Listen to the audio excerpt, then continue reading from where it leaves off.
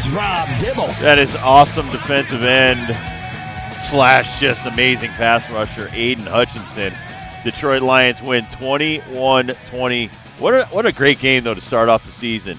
Nail-biter all the way down to the last final 2 minutes. Obviously, that extra first down that the Lions got and after the Chiefs burned through all of their timeouts was outstanding. But, oh, my God, we've got to get a headset here because the president of the CT Sun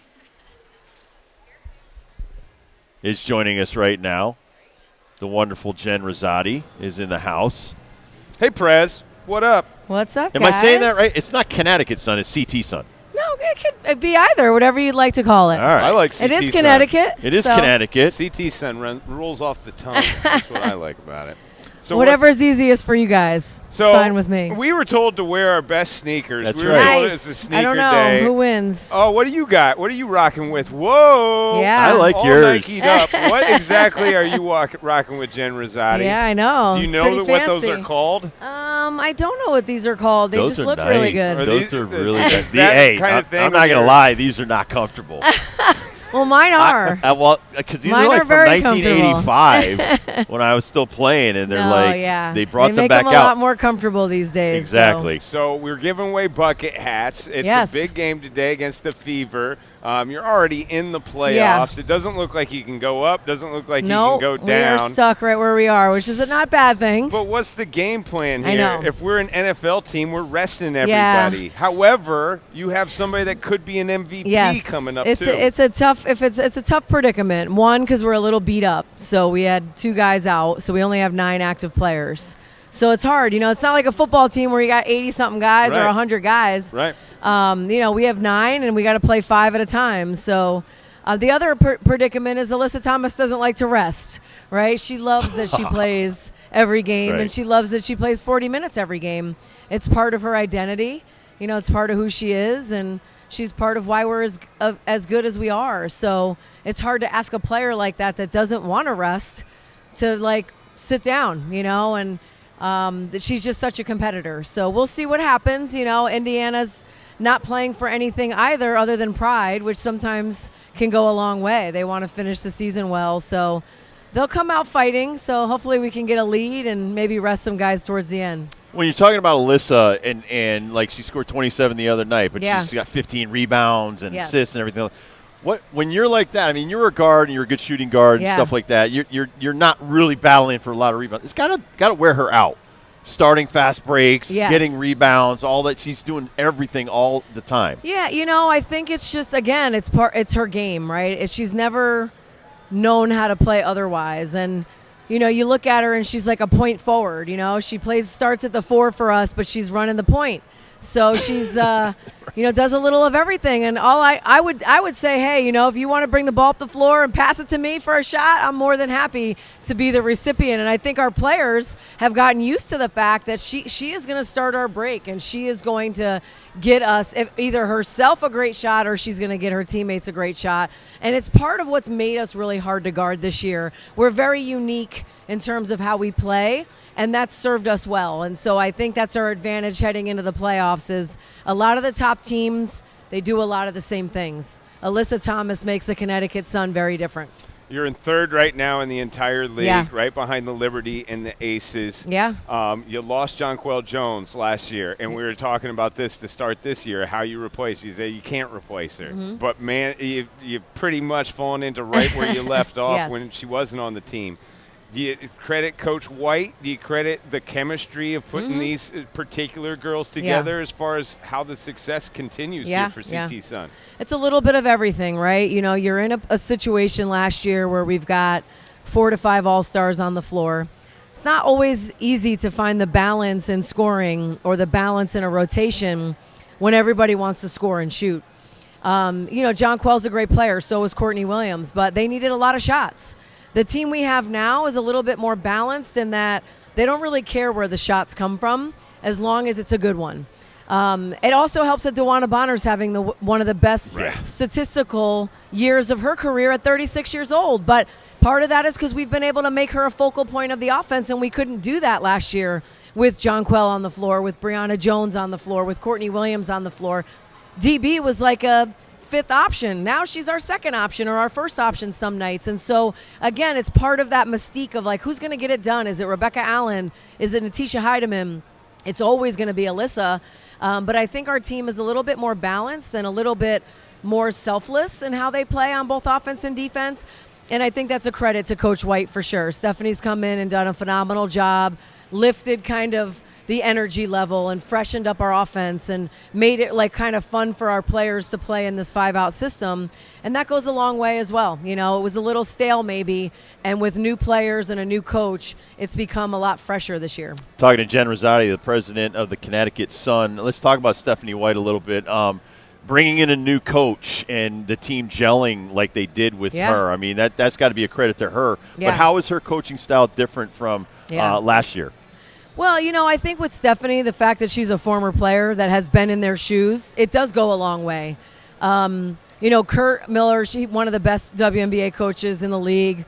A credit to him for getting this franchise to where it is today, right? But I think his intensity, you know, at some times probably was very different or hard to handle for the players, whereas Stephanie's just a little calmer, like, yeah, I know you missed a layup. Yep, I know you missed a defensive rotation, but I've been there. You know, as a player, I know how hard this is to do on every possession.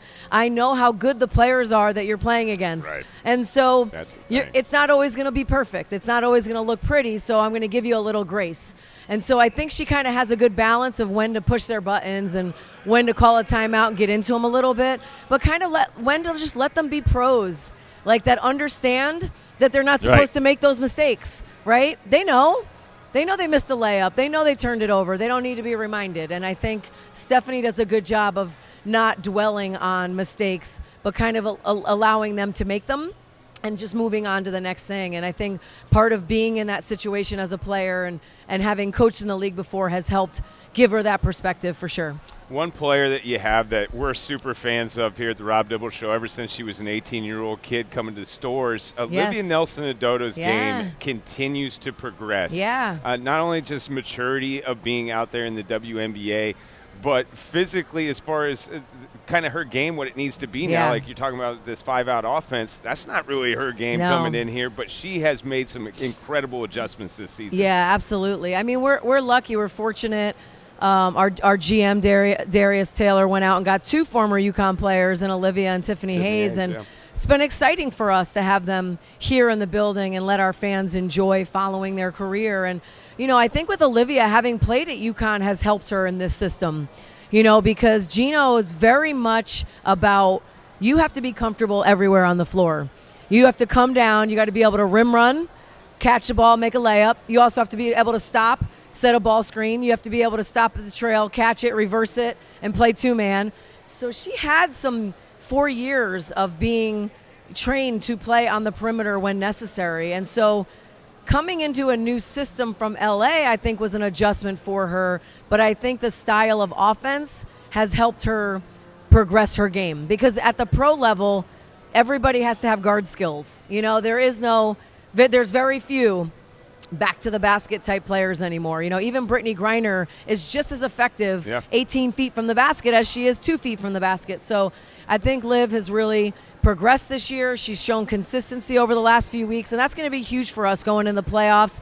You know, without Brianna Jones, a perennial all-star for us, you know, losing her early to the Achilles injury, we've needed Liv to step up, and these last few weeks really showed why we need her on our roster. Let's talk about you for a second, from player to coach, now to upper management. But I can hear the passion and competitiveness in your voice. It's game man. day. You can as a former player, I'm like, holy crap! I could tell how hard it was to play against you.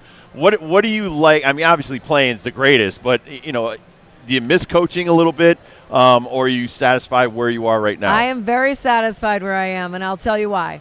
Because on game day, I can be just as excited without the nerves all day long in my stomach, right? During the game, I can sit right on the sideline and yell at the refs, but I don't get technicals for it. Oh, great right? point. Great point right there. When the game's over, Like, I can go home and have a glass of wine and not stress about watching film or what we're going to do in practice the next day. So the stress level is so way the things down. I stress about is like having a good crowd and make sure that once the league finally gives us our playoff dates, we can sell tickets for next week, first round games, and creating an environment that is fun for our players to play in. And, you know, we want people to come out in person and see them play. It's about, you know, making partnerships that benefit the team. It's, you know, just about bringing awareness in the state of Connecticut and New England to this wonderful group of women that you should want to come support. Absolutely. So my stress is there, but it's a very different kind of stress than coaching. So, you know, I have, you know, my gray hair growth has, you know, slowed down. So that's a good thing. I have enjoyed, you know, continuing to be a part of the WNBA and advocating for these women and, you know, providing opportunity to advance women in sports. But I definitely don't miss the travel, the weekend practices, and the all-day stress of a 7 p.m. game, which I'm sure Stephanie has right now. And I'm up here hanging out with you guys having a good time. Exactly. So. So you got 2 more opportunities. You got tonight against the Fever, then Chicago Sky come to town. That'll be Sunday night. That'll be the final home game. Before we get to the playoffs, I'm not amazed anymore because I've been to probably 10 CT Sun games. Yeah. Every time I'm here, though, it's like you got jerseys for everybody. Almost the entire roster, the fans come out with jerseys for. Even some of the former players, like the fans still have their jerseys for. It's completely an orange out, even if you call for it or not. But the fan support that you do have here is so loyal, so dedicated, and they're so knowledgeable about what's going on. They are, and they appreciate everybody, right? Like, they understand that it's a team sport. Like, you're not going to walk in the gym and just see Alyssa Thomas jerseys. Right. I mean, she's an MVP candidate. But you're going to see DeWanna Bonner. You're going to see Tiffany Hayes. People love Tiffany Hayes. Yeah. She's fun to support and watch because of the way she plays. Dejanay Carrington. I'm a Dejanay fan. Dejanay is like, I mean, she's like our 8th guy on the bench, and she is one of the most popular players in Connecticut right now. Yeah. She is the energy that she plays with and the passion and athleticism and impact that she has in the game is so easy to cheer for, right? They love Natisha Heidemann. She's got a personality. She makes those threes. I see more Heidemann jerseys than anybody. I know, they love it. So I think at the end of the day, like, that's what the WNBA has to be about, right? We need people to support us. They need to buy tickets. They need to buy league pass. They need to buy jerseys. They need to come out. They can't complain that the women aren't getting the money that they deserve, but not come out and spend the money on the WNBA. Well so said. It's nice to see that we're in a location and we're in an area where people really do appreciate women's basketball. They know the game. They love the game. They, even if they cheer for the former players on other teams when they get introduced, they cheer against them as soon as the game starts. Exactly. Because they are Connecticut Sun fans through and through. And they've been loyal from the beginning. We're in year 21, and they will continue to be loyal. And there's nothing more that we want than to be able to bring a championship here to our fans. Well, we really appreciate you, Jen.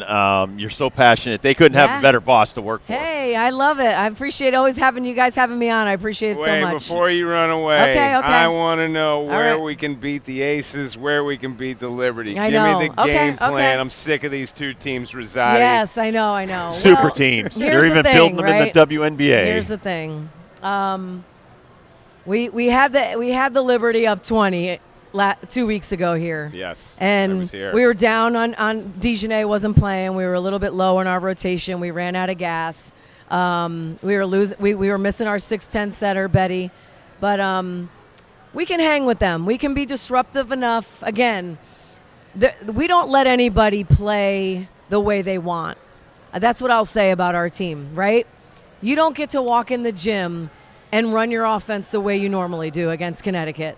You don't get to come in the gym and play defense the way you normally do against Connecticut. We are a nightmare matchup.